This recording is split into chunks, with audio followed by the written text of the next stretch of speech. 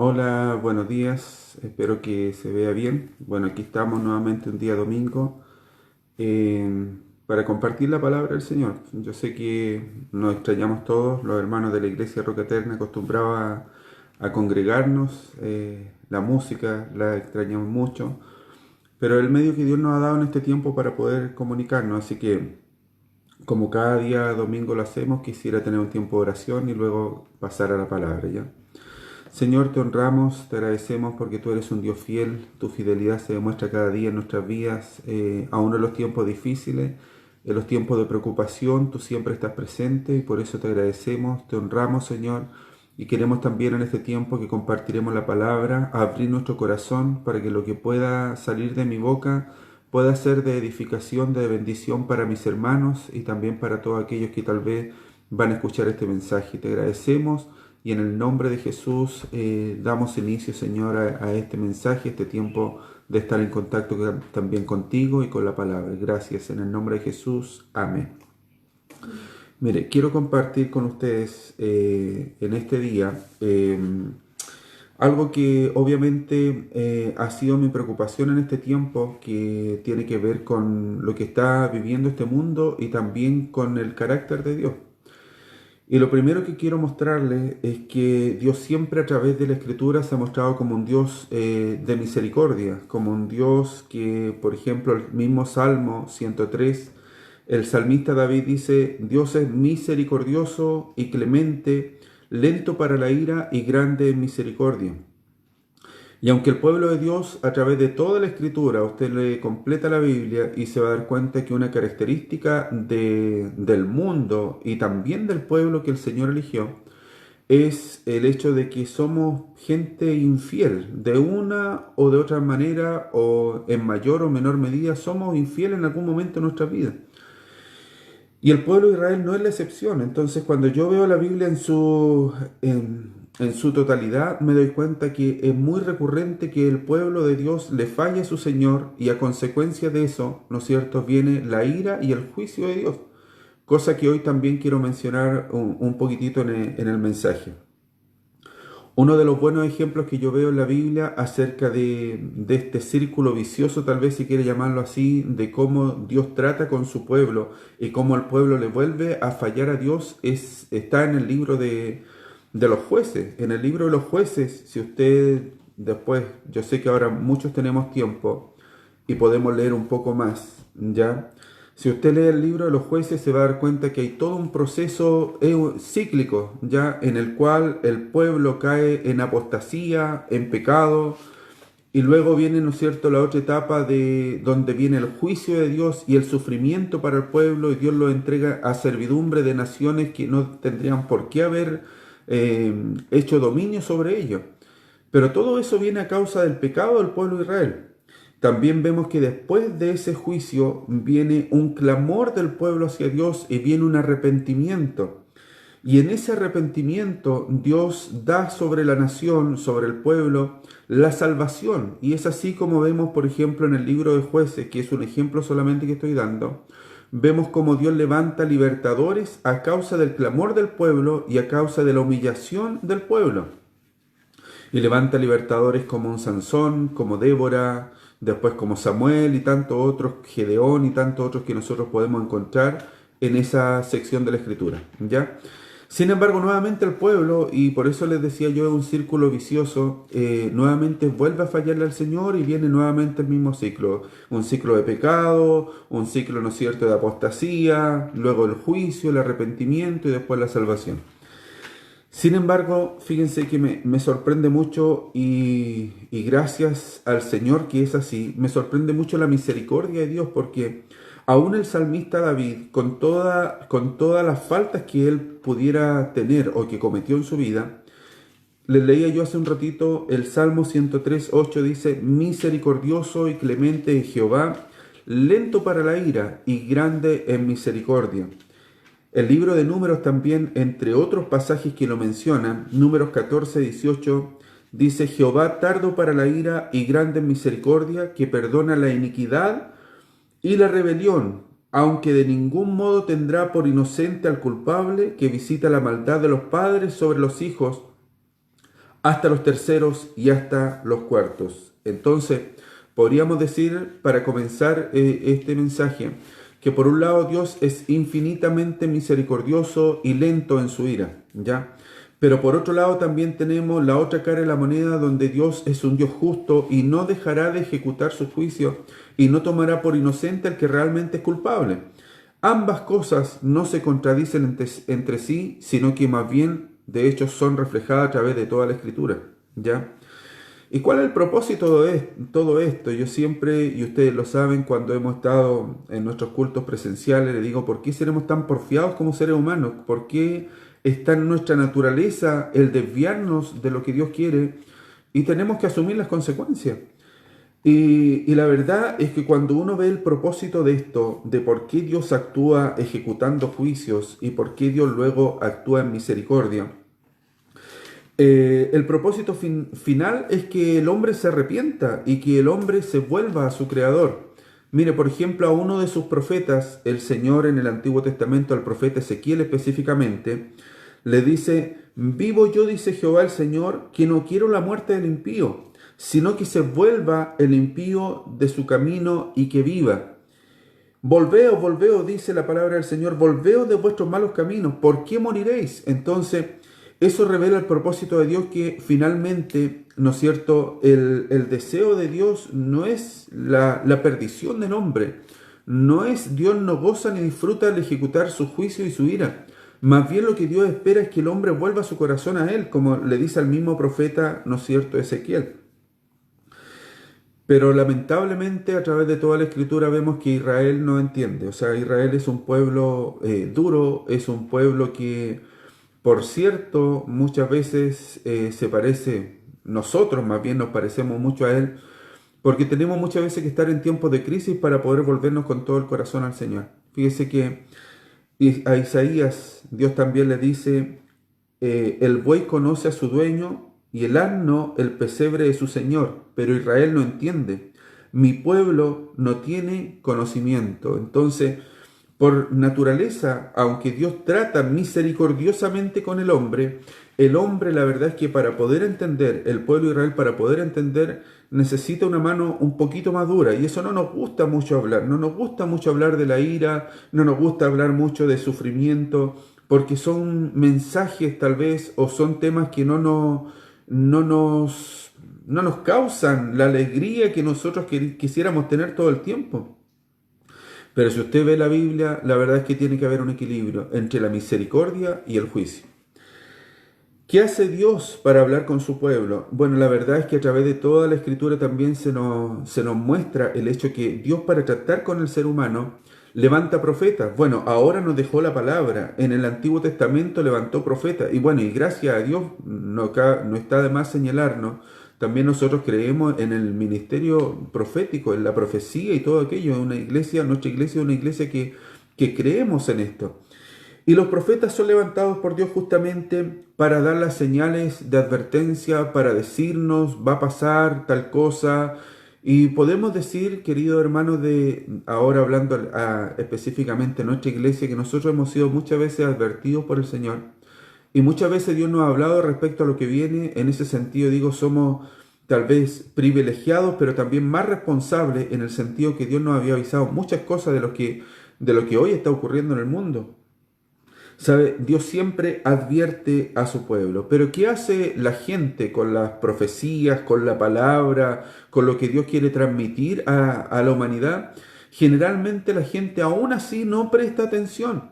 El mismo Señor, cuando estuvo en Jerusalén, hace una exclamación tan fuerte cuando dice, por ejemplo, en Mateo: Jerusalén, Jerusalén, tú que matas a los profetas y apedreas a los que te son enviados, ¿cuántas veces quise juntar a tus hijos como la gallina junta a tus polluelos debajo de las alas y no quisiste? Entonces, partiendo con esta introducción, quiero decirle que aunque Dios trata de una forma muy suave, tal vez si quiere decirle, aunque Dios habla por la palabra, aunque Dios habla a través de profecía, pero generalmente le pasó al pueblo de Israel y también nos pasa a nosotros. Muchas veces nosotros no estamos atentos o no sabemos discernir lo que Dios nos quiere entregar en esos mensajes, ¿ya?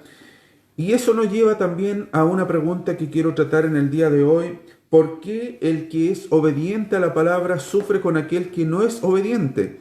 Y parece hasta un poquito injusto muchas veces que quienes a lo mejor tratan de obedecer la palabra y tratan de permanecer en su vida íntegra y todo aquello, tienen que sufrir a veces las mismas consecuencias de aquellos que no obedecen a la palabra y no quieren escuchar a Dios. Pensaba yo cuando preparaba esto y me venía a la mente el profeta Jeremías, que yo creo que es un buen ejemplo para mostrarnos cómo un hombre que fue íntegro, pero tuvo que sufrir juntamente con el pueblo. Y lo mismo que le pasó a la ciudadanía, al pueblo de Israel, también lo tuvo que sufrir Jeremías. De hecho, en más, él tuvo que sufrir incluso un poco más porque la gente a él no lo quiso escuchar. Y cuando nosotros vemos el ejemplo de Jeremías, aquí tenemos un buen ejemplo del carácter que tiene el siervo de Dios y del carácter que debemos tener nosotros como cristianos, porque aunque, por ejemplo, hay pasajes en la vida de Jeremías que nos hablan un poquito acerca de su vida personal y hay otros que nos hablan acerca de lo que él tuvo que sufrir por entregar la palabra del Señor. Por dar un ejemplo, en un pasaje se menciona que él fue puesto en un cepo que tenía dos orificios a cada lado y uno al centro, donde se le pusieron las manos, ¿no es cierto?, y la cabeza, y él tuvo que estar así un buen tiempo, y sufrió mucho porque el pueblo, de alguna forma, y el rey de ese tiempo lo castigó, porque su mensaje no era agradable, no era lo que la gente quería escuchar, no era un mensaje que les dijera a todos que iban a estar bien y todo aquello, más bien fue un mensaje de advertencia y de juicio de Dios, y el pueblo y el rey lo castigaron por eso. También vemos la vida de Jeremías, y yo le decía que habla muy bien de su carácter, porque aunque él en un momento quiso claudicar, quiso, como decimos en buen chileno, tirar la toalla y no hablar más de lo que Dios le estaba hablando a él para transmitir al pueblo, porque el mensaje no era bien recibido. Pero a pesar de eso, dice la Escritura, y él mismo lo dice así, que había un fuego en su interior que no lo dejaba callar, que no le permitía, ¿no es cierto?, dejar de hacer lo que Dios le había enviado a hacer. Y es una gran lección para nosotros porque nosotros como hijos de Dios, pase el tiempo que pase, un tiempo de bendición, un tiempo de calamidad, lo que sea, no podemos variar nuestro mensaje, no podemos ceder y sencillamente expresar lo que es agradable al oído, más bien tenemos que hablar lo que Dios dice en la palabra. Y Jeremías fue fiel en esto. También no puedo dejar de mencionar que hubo un momento muy difícil en la vida de Jeremías donde él mismo dice, ¿por qué nací? ¿Por qué estoy acá? Dice, dice, maldijo el día de su nacimiento. Y son frases muy fuertes de escuchar en un profeta de Dios, pero entendámoslo en el contexto que él está, donde su mensaje no es bien recibido. ¿Sabe? Pero Dios lo reanima a Jeremías y le dice, si tú te convirtieres, si tú te volvieres, yo te restauraré, yo te levantaré. Y ahí también es un pasaje donde dice que ellos se conviertan a ti, no tú te conviertas a ellos. Por lo tanto, la vida de Jeremías en el tiempo de crisis, a pesar del sufrimiento y el dolor que él está sufriendo, debe seguir siendo una vida íntegra ante el Dios que lo llamó. Y ahí tenemos una gran lección para nosotros, hermanos. Nosotros que actualmente, en el tiempo que nos ha tocado vivir, hay muchas cosas que son inciertas. Yo sé que ustedes las conversan en sus hogares. Incierto lo que va a pasar con esta crisis que estamos viviendo a nivel mundial. Incierta la economía, incierto es todo. Pero quiero desde ya dejar esto en su corazón y en su mente, que independientemente de lo que pueda venir, nosotros tenemos que permanecer íntegros, así como Jeremías tuvo su lucha, tuvo sus pruebas, pero él no claudicó en su llamado, él no abandonó la fe, él no dejó a su Señor, y Dios tuvo que tratar con él, pero finalmente él cumplió su propósito. Es uno de los personajes que cuando yo escuché su nombre, ¿no es cierto?, en aquellos tiempos cuando estudié en el seminario, le llamaban el profeta llorón, y a mí me daba mucha risa porque parecía una señal de debilidad en él, pero la verdad es que cuando usted lee todo el libro de Jeremías y después lee Lamentaciones de Jeremías, él tiene sus buenas y grandes razones para poder sentirse como se siente, ¿ya? Avanzando un poquito, yo le hago la pregunta, ¿a quién le gusta sufrir? ¿Quién de nosotros quiere sufrir? Nadie quiere sufrir. Pero sin embargo, Jeremías, a causa de su llamado, ¿no es cierto?, él acepta este sufrimiento. Y déjeme avanzar un poquito porque este sufrimiento que él tiene Lo tiene a causa de la maldad que es ejecutada por el pueblo, pero especialmente por los gobernantes que están rigiendo en este momento a su pueblo. Y ahí lo quiero llevar a un pasaje más de la Biblia que está mostrándole un poquito acerca de dónde comienza todo este sufrimiento de Jeremías. Y decirle que cuando él comenzó a profetizar, ¿no es cierto?, le tocó, no sé si decirlo lamentablemente, pero le tocó una época muy dura para el pueblo de Israel, porque se levantó un rey sobre el reino de Judá que se llamó Manasés. Manasés, y eso usted lo va a encontrar ahí en el mismo libro de Jeremías, en el capítulo 15, versículo 1 al 4. Y si me permiten, me gustaría leerlo para que tenga una idea más completa de lo que quiero expresar. Dice Jeremías 15, me dijo Jehová, si Moisés y Samuel se pusieran delante de mí, no estaría mi voluntad con este pueblo. Échalos de mi presencia y salgan. Y si te preguntaren, ¿a dónde saldremos? Le dirás, así ha dicho Jehová, el que a muerte, el que a espada, el que a hambre, y el que a cautiverio, y enviaré sobre ellos 4 géneros de castigo, dice Jehová, espada para matar, y perros para despedazar, y aves del cielo, y bestias de la tierra para devorar y destruir.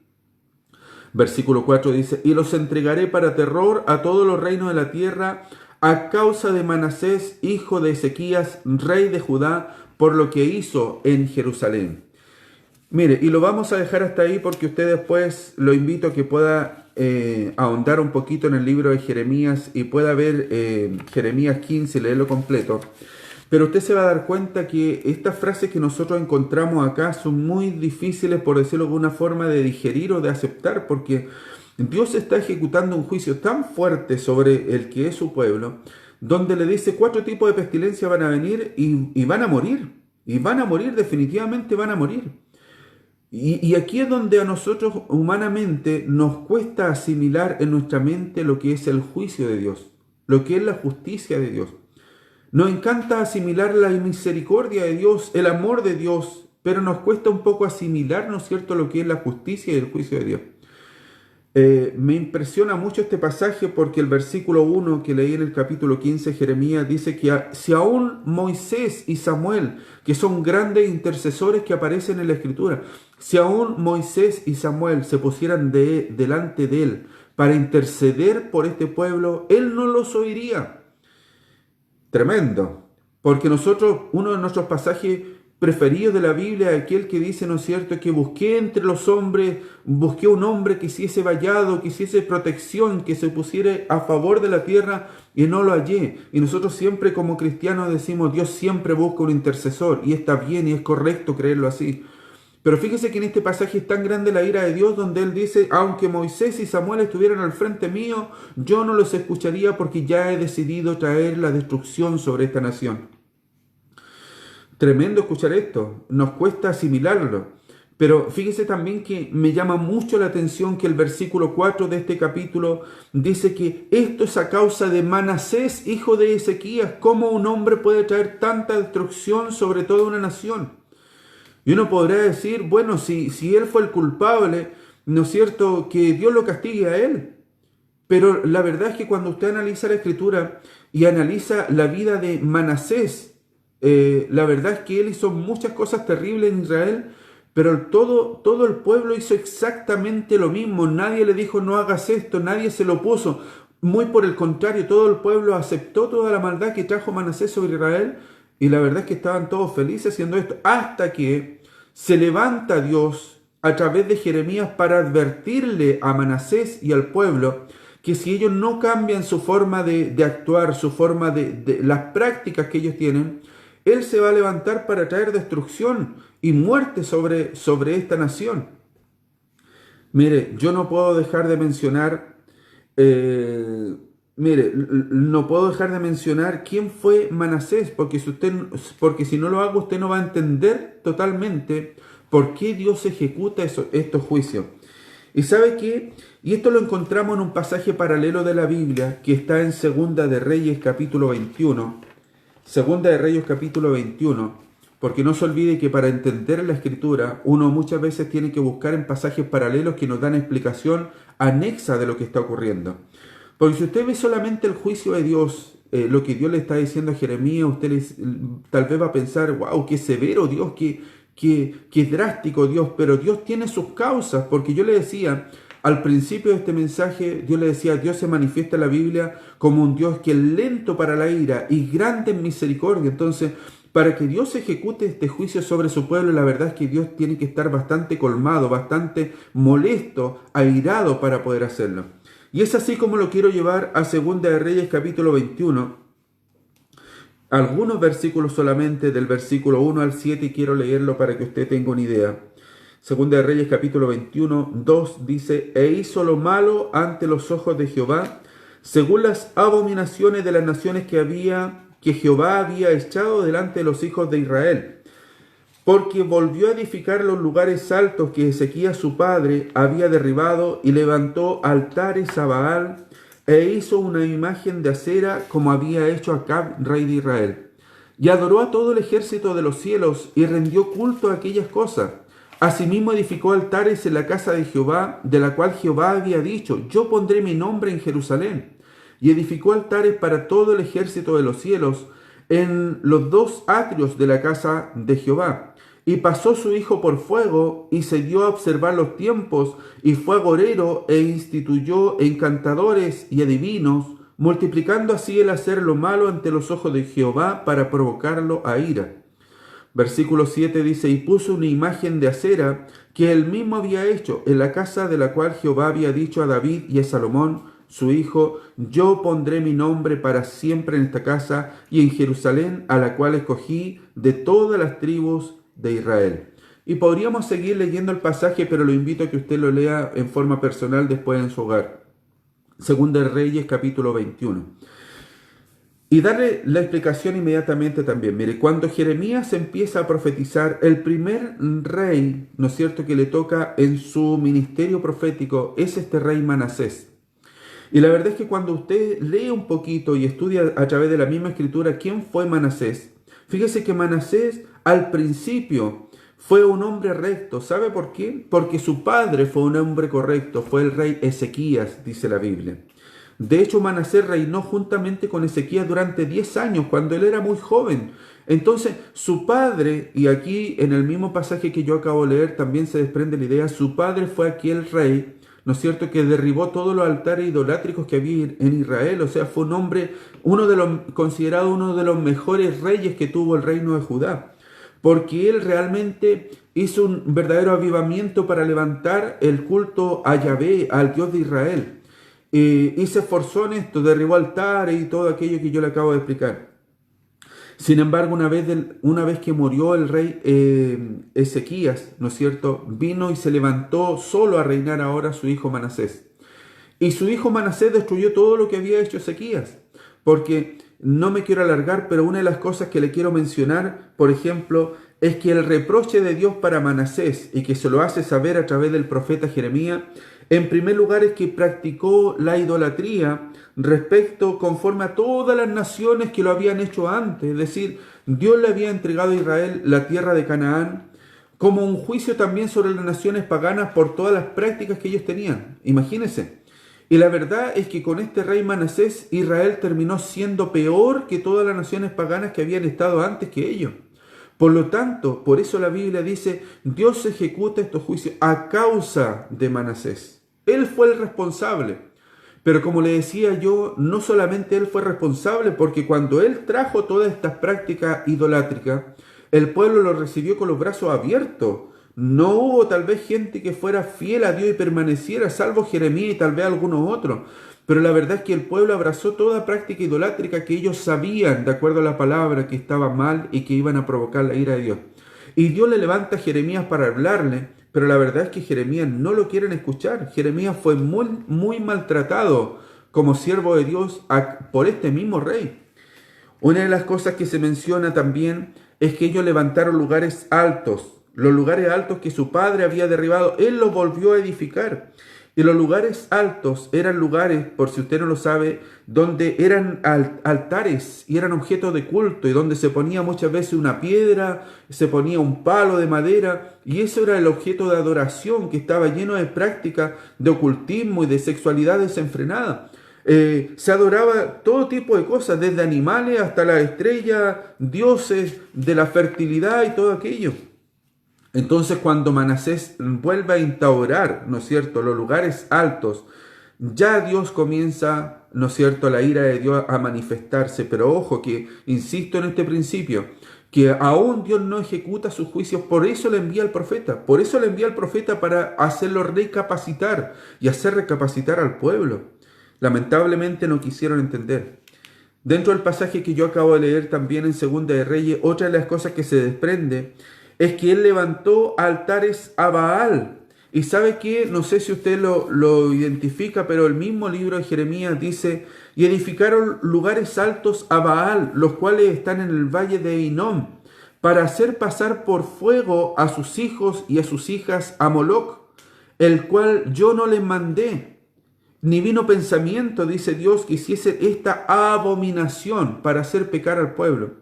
Por lo tanto, cuando la Biblia habla de altares a Baal, déjeme decirle, querido hermano, que era algo terrible, algo de lo cual obviamente Dios se manifestaba en contra y que era una abominación ante él, porque ahí quemaban a sus propios hijos. Ahí extendían, ¿no es cierto?, hacían fuego a Baal y a Moloc, y ese Moloc era un dios que tenía sus brazos extendidos. Y cuando estaba el rojo vivo, ahí echaban sus hijos, sus propios hijos. Entonces, eso la verdad es que enardecía el corazón de Dios. ¿Quién impulsó este culto idolátrico? Lo impulsó el propio Manasés, edificando estos altares. También el pasaje de Segunda de Reyes dice que él levantó una imagen de Acera. Y Acera, si usted lo averigua, y ahí tiene muchos medios cómo averiguar más acerca de esto, era la diosa de la fertilidad, era la esposa de Baal. ¿Y saben qué consistía el culto a Acera? A Acera consistía en actos sexuales realizados por un sacerdote y una sacerdotisa, y realmente era un desenfreno sexual este tipo de culto. Por eso Dios se manifiesta en contra, y sabe, y usted lo puede leer después y revisar, y este culto idolátrico a Acera, no solamente Manasés lo efectuó en los lugares altos que habían edificado, sino que lo puso en la misma casa de Dios, en la casa de Jehová. Lo llevó a sus atrios, lo llevó ahí que era el lugar consagrado. Por eso Dios le dice en el mismo pasaje, yo le había prometido a David y a Salomón que este lugar sería edificado, santo, y que yo lo escucharía desde acá. Pero cuando ellos profanan este lugar santo, trayendo esta imagen de Acera, la verdad es que está nacido un paso de que Dios empiece a ejecutar su juicio. Añadiendo a esto, ¿sabe lo que dice la Biblia también en este pasaje? Dice que adoró y rindió culto al ejército de los cielos. Y eso derechamente es astrología. Él se dedicó a ver las estrellas y todo eso, pero no en el sentido tal vez de conocer un poco más, en el sentido científico quiero decir, sino que más bien en el sentido de la adoración. Y él se dedicó a la astrología. Finalmente dice otro versículo por ahí, dice que él fue agorero y también instituyó encantadores y adivinos. ¿Sabe lo que es eso? Ocultismo puro. O sea, ocultismo, adivinación, hechicerías prácticas que son totalmente condenables en la Biblia desde los tiempos del Antiguo Testamento, por cierto, hasta los tiempos de hoy también. Ahora, dígame si al expresar todo esto, algo de la situación que vivió Israel en ese tiempo no se parece un poquito al mundo en el que nosotros nos encontramos en el tiempo actual. Ya un resurgimiento tan grande por la adivinación, por la hechicería, por los horóscopos, todas aquellas cosas, déjeme decirle, hasta el día de hoy son abominables ante Dios. Las perversiones sexuales, el desenfreno sexual es abominable ante Dios. La idolatría nunca ha sido amiga de Dios, siempre ha sido enemigo de Dios, porque Dios dice en su palabra que nosotros no nos debemos postrar ante ningún ídolo, más bien debemos postrarnos ante Él como el Señor y el Creador de todo lo que existe. Llegando a esta culminación, lo que Dios dice a Jeremías Él dice, yo voy a traer destrucción y plagas y nadie va a poder detener mi mano a causa de este hombre que se llamó Manasés. ¡Qué tremendo! Sin embargo, también déjeme decirle que aún, quiero que les quede súper claro, en medio de la ira Dios también tiene misericordia. Dios va a ejecutar su ira, pero también ejecuta misericordia. Porque déjeme decirle que una de las cosas que me llama profundamente la atención es que en el mismo libro de Segunda de Reyes, capítulo 21, el que acabamos de leer, en el versículo 13, Dios dice, y limpiaré a Jerusalén como se limpia un plato, y se friega y se vuelve boca abajo. Yo creo que todos hemos tenido la experiencia de lavar platos, algunos más, otros menos, pero lo que Dios le está diciendo, Israel es un plato en mis manos, Israel será limpiado, será fregado hasta que quede limpio. Y sabe, y dice, y yo lo voy a poner boca abajo. ¿Y sabe lo que significó para Israel ser puesto boca abajo? Fueron 70 años de cautiverio, 70 años donde Israel parece que estaba destruido. Pero la buena noticia es que a pesar de este juicio tan grave que Dios ejecuta sobre el pueblo de Israel, pero Israel no está destruido, porque Dios ya está mostrando, en medio de la ira, está mostrando misericordia, porque ya está dando una esperanza de que Israel va a volver a ser levantado. ¡Wow! Y usted podrá decir, qué terrible lo que hizo Manasés, qué lamentable para toda la gente, qué lamentable que la gente haya seguido a este rey. Qué lamentable que este rey, por las buenas, como dice uno, no haya podido entender el mensaje. Qué triste. Pero ¿sabe qué? Mire, vuelvo nuevamente a un pasaje de la Biblia que está ahí en el Salmo 103, lo que dijo David. Dice, misericordioso y clemente es Jehová, lento para la ira y grande en misericordia. La pregunta es, ¿volvió, no es cierto, se ejecutó el juicio del Señor sobre Manasés y sobre la nación? Y la respuesta es lamentablemente sí, se ejecutó el juicio. Y eso usted lo encuentra en 2 de Crónicas 33, para que usted después lo pueda buscar. Dice 2 de Crónicas 33:10, dice, y habló Jehová a Manasés y a su pueblo, mas ellos no escucharon. Versículo 11 dice, por lo cual Jehová trajo contra ellos los generales del ejército del rey de los asirios, los cuales aprisionaron con grillos a Manasés y atado con cadenas lo llevaron a Babilonia. Entonces, cuando Dios dice que va a ejecutar un juicio, fíjese específicamente en este caso que vemos nosotros acá con Jeremías y con Manasés, la verdad es que no hubo nadie que pudiera parar este juicio. Esa es la verdad. Dios ejecuta un juicio y trae una nación que son los asirios y toman prisionero a Manasés. Y uno podría pensar y decir, ¿qué pasó con Manasés? ¿Qué pasó con el pueblo? Ahora es el fin de ellos, ahora no tienen escapatoria, ahora ya Dios les va a destruir por completo. Pero recuerde lo que yo le decía recién, Dios le manifiesta al profeta, ¿sabes qué? Yo voy a tratar a este pueblo, así como se lava un plato y se le saca toda la mugre, así yo voy a tratar con el pueblo de Israel, con este mi pueblo. Pero lo voy a dejar boca abajo durante un tiempo, pero luego lo voy a volver a levantar. Y la pregunta ahora es, ¿qué pasó con este rey malvado? ¿Qué pasó con este rey que destruyó tantos niños, que hizo tanta maldad? ¿Cuál es el fin de este rey? Y aquí está el gran mensaje, querido hermano. Porque la Biblia dice también en 2 de Crónicas capítulo 33, lo que ya estaba leyendo, el versículo 12, que más luego que fue puesto en angustia Manasés, porque él fue encadenado, ¿ya? Dice que oró a Jehová su Dios. ¿De qué estamos hablando? ¿Acaso no él había ofendido a Dios? ¿Acaso él no había sido un enemigo profundo de Dios? Pero mire cómo es Dios, y aquí le muestro la otra parte del carácter de Dios, porque dice que, pues oyó, mire, dice, oró a Jehová su Dios. Para quienes quieren leer, seguir la lectura de la Biblia, está en 2 de Crónicas 33:12, lo que estoy leyendo. Mas luego que fue puesto en angustia, oró a Jehová su Dios, humillado grandemente en la presencia del Dios de sus padres, y ahora reconoce que ese Dios es el Dios de sus padres. Y fíjese qué interesante, porque ahora él sí ora a Jehová su Dios. Había orado a todo tipo de dioses, había acudido a todo tipo de prácticas paganas, pero ahora se vuelve a su Dios y dice también, recalca la Escritura, humillado grandemente.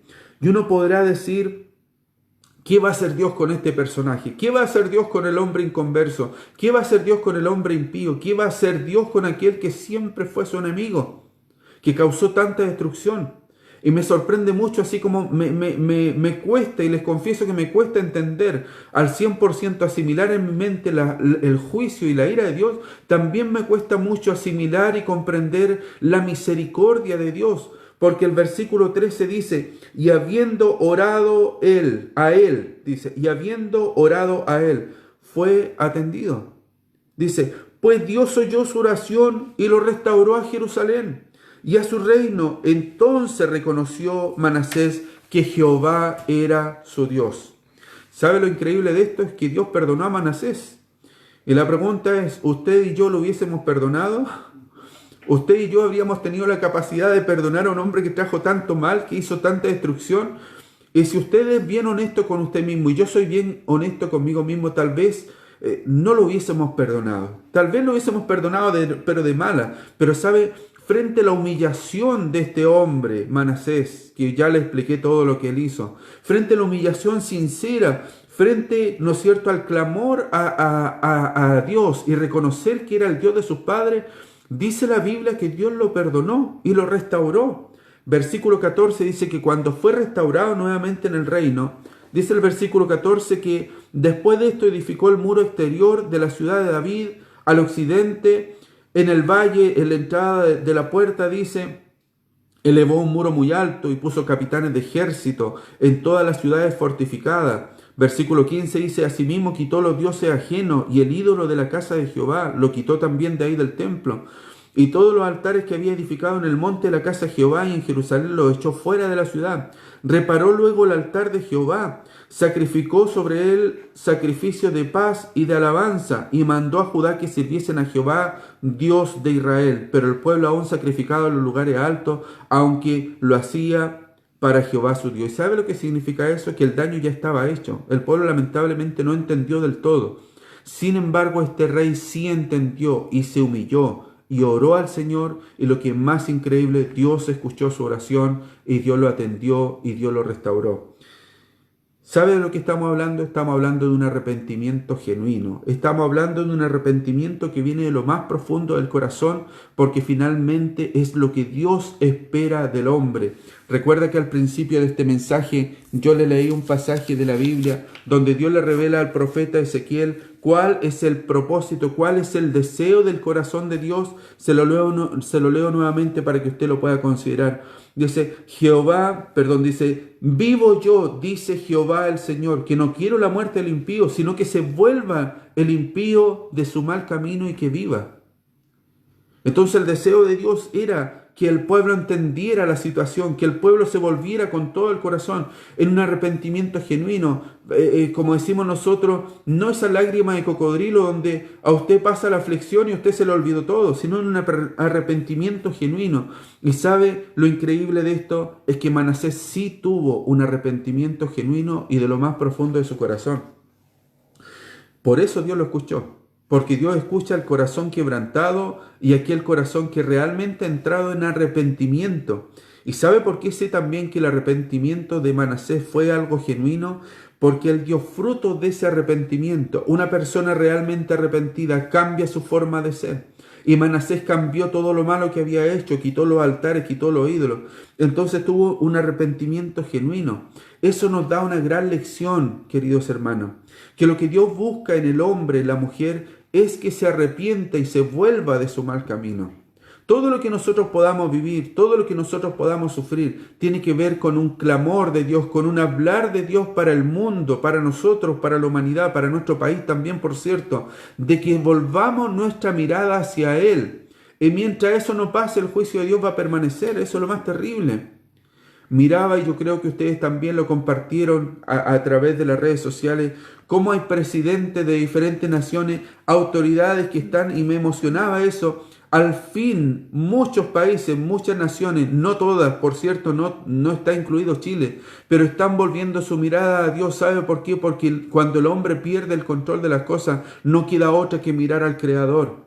Miraba, por ejemplo, en Paraguay, en Panamá, en Guatemala, El primer ministro de Italia, en El Salvador, son gente que está en posiciones de autoridad, reyes, si quiere darle un nombre, presidentes, primeros ministros, donde ellos han dicho que lo único que puede traer la salvación y la liberación y el rescate para la humanidad de esta epidemia tan grande que está viviendo el hombre, solamente es Dios. Eso es lo que Dios quiere, creo yo. Eso es lo que Dios anhela. Eso es lo que Dios quiere, porque Dios no quiere la destrucción del hombre. Dios quiere que el hombre se vuelva a su creador.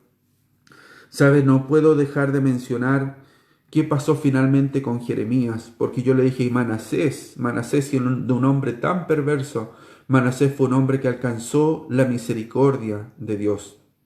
Qué impresionante para mí también es que Jeremías, aunque parecía que su mensaje era en vano, parecía que su mensaje no fue escuchado, pero fue la voz de advertencia a través de la cual Dios le advirtió a Manasés y a todo el pueblo. Y Jeremías siguió después, años después, ejerciendo este ministerio, hablándole a otros reyes, ¿sabe?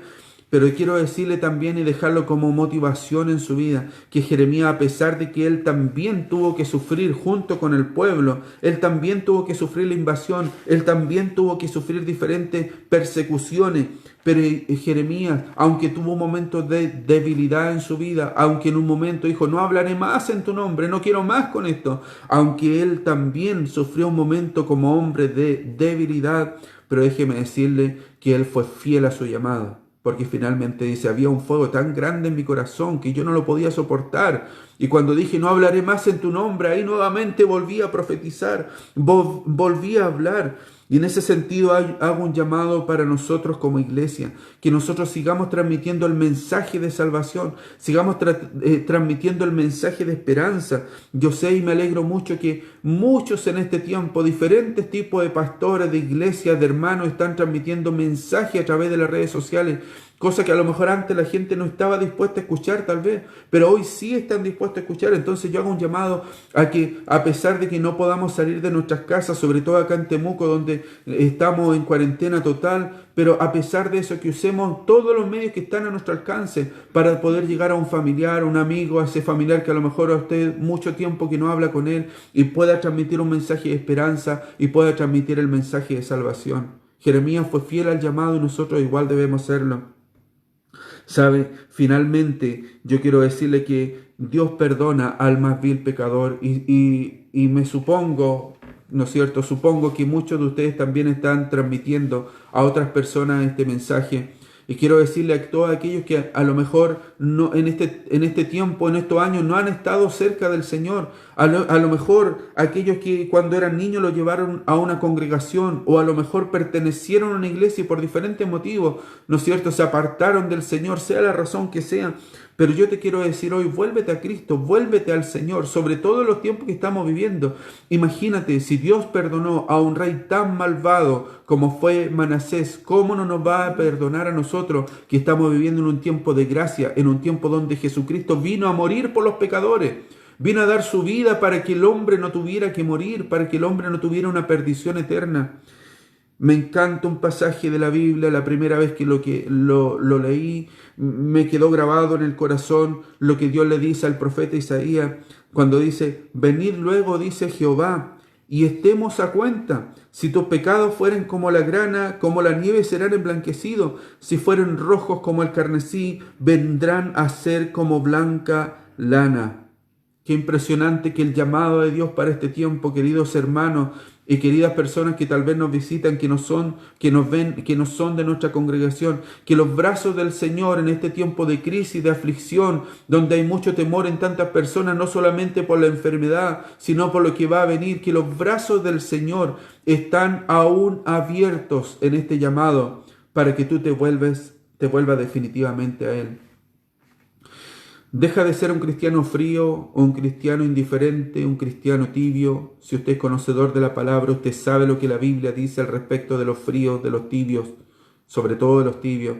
Y más bien, a pesar del tiempo que estamos viviendo, sea un cristiano ardiente con tu vida comprometida para el Señor.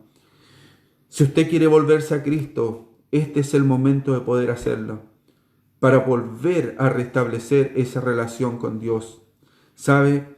Yo termino este mensaje diciendo que si Dios es un Dios tan lleno de amor, de misericordia, pero también es un Dios que puede ejecutar juicios, que puede hacer justicia.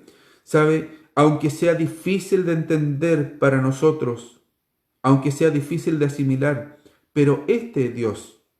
Este es nuestro Dios revelado en la Escritura, en toda la Escritura. La pregunta es, ¿qué prefiere usted? ¿Un Dios airado? ¿Un Dios que ejecuta juicio? ¿O un Dios misericordioso que se vuelve, ¿no es cierto?, hacia el hombre con sus brazos extendidos para poder recibirle? Pero ojo, cuando el hombre está sinceramente arrepentido y cuando da frutos de arrepentimiento.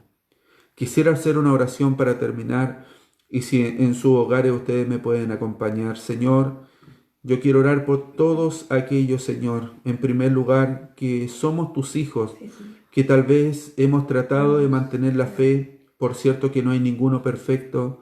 Todos nosotros hemos fallado en mayor o menor medida, Señor. Pero si debemos arrepentirnos con todo el corazón, lo queremos hacer y corregir aquellas cosas que han estado mal en nuestra vida. Queremos también seguir siendo fieles al llamado que tú nos has dado y transmitir el mensaje del Evangelio a toda persona que lo necesite, porque estoy 100% seguro, Señor, que cada vez más va a ser la gente que va a estar con el corazón abierto a escuchar tu voz. Y ahí se necesita de nosotros, Señor. Ahí se necesita que el pueblo cristiano pueda abrir su boca sin vergüenza y sin temor para poder decir la verdad del Evangelio, la verdad de la salvación, la verdad del pecado y poder, Señor, llegar a aquel que abra su corazón ante ti. Quiero orar, Señor, por todos aquellos personas, Señor, grandes y pequeñas que algún día estuvieron en una congregación, que algún día estuvieron, Señor, y saben perfectamente lo que estoy hablando, que estuvieron como parte del cuerpo de Cristo, adorando tu nombre, escuchando la palabra, pero que por diferentes motivos, ya sea por pecado o por decepción o el motivo que sea, se apartaron de ti, Señor. Oro en el nombre de Jesús para que a través de estas sencillas palabras ese corazón se vuelva a ti, Señor. Ese corazón muestre fruto de arrepentimiento, Señor. Y si hubieran pecados tan grandes así como los que cometió Manasés, así también como le perdonaste a él, puedas perdonar a todo aquel que en este tiempo se vuelva a ti, Señor. Oramos en el nombre de Jesús para que haya un tiempo de salvación sobre nuestra nación también, Señor. Toda la gente, todo el mundo, Señor, todos estamos preocupados. Aún la noticia, el gobierno está preocupado por lo que va a venir, por estos meses, creo yo, donde definitivamente Chile va a cambiar, Señor, y donde el mundo va a cambiar. Señor amado, pero oramos, yo oro con todo mi corazón, para que así como otros presidentes y otros gobernantes te han puesto a ti en el primer lugar y han reconocido que sin ti nada se puede hacer, que tú tienes la solución, Señor, a la pandemia que estamos viviendo, así también nuestro país no sea la excepción, sino que hayan autoridades en nuestra nación que vuelvan su mirada a ti, Señor. No nos gustaría tener mortandad en nuestro país. No nos gustaría ver muchos y muchos casos de gente que fallece, Señor, a causa de esta epidemia. Más bien queremos, Señor, y quiero expresar de esta forma tu corazón, que el hombre se vuelva a ti, Señor. Quita la soberbia de nuestra nación. Señor, quita el orgullo de nuestra nación, porque hemos pecado de soberbia y de orgullo. Señor, voces que han sido exaltadas en los medios de comunicación, que realmente no reflejan tu pensar y tu sentir. Pero permite también que muchas voces a través de las mismas redes sociales puedan alzarse, Señor, para poder expresar tu corazón. Ten misericordia en medio, Señor, de la aflicción. Ten misericordia en medio de la peste.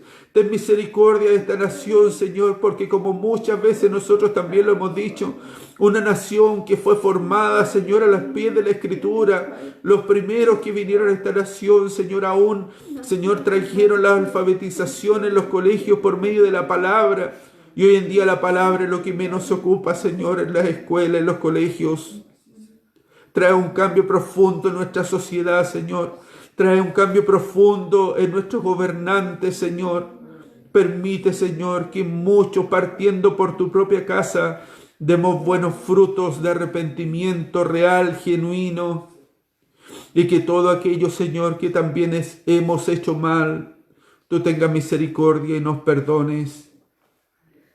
Te damos gracias, Señor, porque confiamos que aún en medio de la ira, como dijo el salmista, en medio de la ira tú tienes misericordia. Eres grande en misericordia, lento para la ira, grande en misericordia. Y ese mensaje queremos guardar en nuestro corazón. Y te damos gracias, gracias, Señor.